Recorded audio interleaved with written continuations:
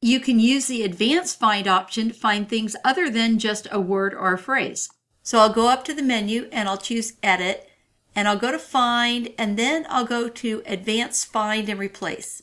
And for this first example, I'd like to find any word forms for the word do.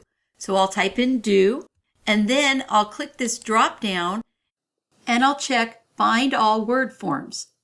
Then I'll go to Find Next, and it finds does, do, and did.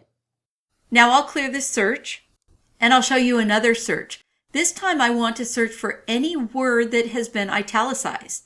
So I won't type in a specific word, but I'll go to Format, and I'll go to Font, and then in Font Style, I'll click the drop down and choose Italic. I'll choose OK, and now I'll do Find Next, and it finds a word that's been italicized. I'll choose Find Next again, and Find Next again.